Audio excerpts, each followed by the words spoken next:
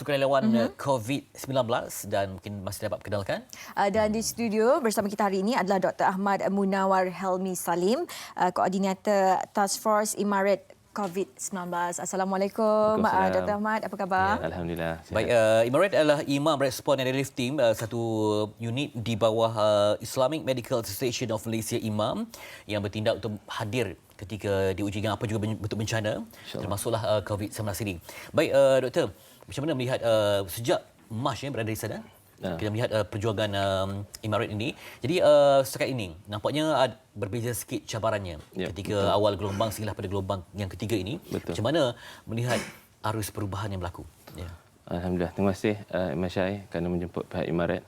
Jadi bantuan Imaret memang telah bermula sejak 16 Mac 2020 dan semenjak daripada itu cuma kali ini kita nampak gelombang ketiga ni mendadak kes dia dan terutamanya di Sabah. Jadi awal September lagi Imaret telah membantu keperluan waktu awal September tu. Kita tahu keperluan dia dari sudut peralatan, dari sudut macam bantuan PPE, tapi lain sikit daripada gelombang pertama kedua. Kita tahu kat Sabah memang kes sangat mendadak, jadi kes terutamanya mendadak di penjara, so kita bagi bantuan PPE. Lepas tu di Hospital Tawar kita bagi bantuan medical equipment, portable ultrasound. So ultrasound tu adalah untuk kegunaan sangat penting lah untuk cek paru-paru semua. So di Hospital Tawar kita bagi ultrasound. Dan di ada tempat-tempat sebab pesakit tu kena asing, so diorang kena rawat di luar. So kita bagi kanopi di Hospital Sempurna, Hospital Kunak.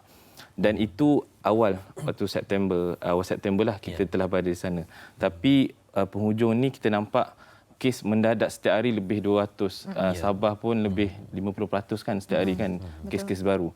Jadi minggu lepas kita tahu Ketua Pengarah Kesihatan kita Tan Sri Datuk Sri Dr. Nur Hisham ada menyeru sukarelawan perubatan untuk membantu di sana. So kita nampak ketika ini bantuan manpower pun diperlukan. Jadi kita di bawah kluster kesihatan Kita Match. Kita Match ini adalah platform koordinasi di antara NGO, badan korporat dan badan kerajaan. Dan di bawah kluster ini ada NGO lain seperti Mercy Malaysia, MRA, Zuci, Persatuan Bulan Sabit Merah. So kita terpanggil lah untuk membantu dan pada awal minggu ini kita meeting di CPRC dan hari seterusnya alhamdulillah semalam lah kita dapat menghantar sukarelawan kita pertama di Sempurna. So 6 orang, 5 doktor dan 1 MA. Jadi selain daripada bantuan-bantuan tenaga kerja dan sebagainya, bantuan PPE dan bantuan peralatan yang diperlukan perubatan, jadi mungkin Imaret sendiri ada menyediakan bantuan-bantuan lain seperti bantuan makanan dan sebagainya kepada mangsa di sana. Betul. Kita prioriti lah sebab kalau kita ikutkan kalau disaster ni memang banyaklah keperluan. Tapi kita fokus memang perubatan di kenapa Sempurna. Kita target Sempurna dulu. Kalau kita tahu, kalau kita tengok semua kes kita analyse, kes komuniti paling tertinggi adalah di Sempurna. Jadi nombor satu, fokus keperluan memang kita perlu saringan yang banyak. Jadi tim kita semalam bawa 1,000 test kit. Ini hasil sumbangan rakyat Malaysia lah. Juga melalui kita kerjasama dengan Bibi Yusof, ambassador kita. Dan juga kita fund. So itu yang fokus kita pertama, kita nak tingkatkan health capacity di sana sebab sangat mencabar untuk buat saringan kat sana. Nombor dua, bantuan tadi food pack kan ada juga kita bagi di pulau-pulau kat sana jugalah. Itu ada juga kita bantu. Jadi kalau kita membentang halaman muka bumi Sabah tu memang mencabar, ada kawasan yang berpulau, yang pedalaman, yang juga boleh diakses hanya dengan menggunakan pacuan 4 roda. Jadi macam mana dapat diceritakan kepada penonton cabaran membuat contact tracing ya? Sebab di sana pun ada yang warga negara yang bukan warga negara, kemudian dari segi demografi, muka bumi, itu cabaran yang cukup besar. Betul. Sebab bila menyebut tentang saringan besar-besaran, pastinya jangkauan itu ataupun radius itu memang luas kan? Betul. Dengan mungkin keupayaan tenaga kerja yang agak terhad. Jadi macam mana dari segi cabaran waktu, pengesanan dan sebagainya? Jadi seperti kesemualah proses ini adalah memang di lead oleh pihak KKM lah. Jadi di Sempurna kita bekerjasama dengan Pejabat Kesihatan Daerah Sempurna dan kita sangat berterima kasihlah pihak KKM, JKN Sabah dan pejabat kesihatan yang sudi memberi peluang kepada kami untuk membantu. Sebab saya selalu cakap dekat orang, nak membantu ni pun rezeki. Bukan semua orang boleh membantu. Jadi kat sana memang sangat mencabar. Dia punya populasi demografik dia, kita tahu ramai yang bukan warga negara juga kan kat sana. Dan kalau sempurna ni dia ada pulau, dia ada bukan pulau. Mainland sendiri pun susah kita nak saring semua.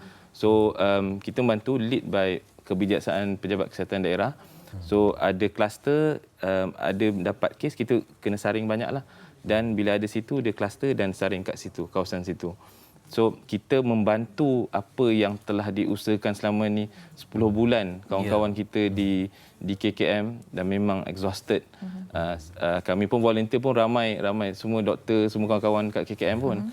So kita bantu menambah kapasiti itu. Jadi sebagai Barisan Hadapan, apa yang dibuat untuk memperkuatkan diri, ya? Kita membantu pada masa sama juga, pastikan kita juga dalam keadaan yang selamat, sentiasa bertenaga dalam motivasi yang tinggi.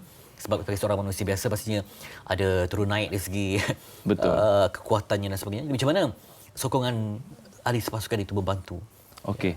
Even untuk Imarat, sebelum deploy lagi, kita dah ada training. Termasuklah training pre-deployment, kita buat mental health lah untuk training.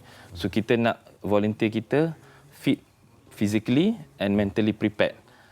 Kita juga semua tim sukarelawan dari semua NGO, kita nak bantu sana, kita kena buat PCR juga. So nak pastikan 3 hari lah, itu syarat untuk masuk Sabah. So kita nak pastikan kita sendiri tak ada COVID lah. Tak nak kita sana tambah kes pula kat sana kan. So kita kena tim kita, dan setiap hari biasa SOP kita kalau masuk kawasan disaster, kita ada mission briefing, balik kita ada debriefing. So itu antara kita buatlah untuk tim kita sentiasa teruskan usaha di sana. Okey, jadi baik. Adakah para sukarelawan daripada Imarat ini terdiri daripada sukarelawan perubatan dan kesihatan saja ataupun ada sukarelawan lain yang terlibat? Baik, kebanyakannya adalah perubatan. Jadi yang kita hantar manpower ni semua yang keperluan di sana adalah untuk perubatan. Jadi kita hantar 5 orang doktor, dan insya-Allah weekend ni akan ada pakar perubatan lagi, pakar perubatan kesihatan akan pergi. Itu keperluan yang paling tinggi diperlukan sekarang. Tapi of course kita perlukan yang bukan perubatan juga. Kita ada sahabat-sahabat kita di Persatuan Bulan Sabit Merah. Dia bantu dari segi logistik, makanan, tempat tinggal, dan untuk local NGO sana kita bantu untuk hantar bantuan makanan. So ini tak semestinya kena doktor je. Betul. Dan semua orang boleh membantu, dan saya sangat terharulah sebab kita buat kutipan daripada orang ramai, sudah hampir 6,000 orang donate dalam masa 3 hari, sudah hampir RM200,000. So saya sangat terharu rakyat Malaysia ni, walaupun dalam ekonomi yang susah, masih nak membantu walaupun RM1 sekalipun. So saya rasa ini bukannya berkenaan NGO atau Imarat atau sesiapa. Ini kita semua ni, we are in this together untuk bantu. Itu dia. Bila sebut tentang imam kan, mungkin sebagai seorang imam ni yang diberikan bukan hanya perubatan barang, tapi juga nilai manusiawi, pesanan-pesanan itu.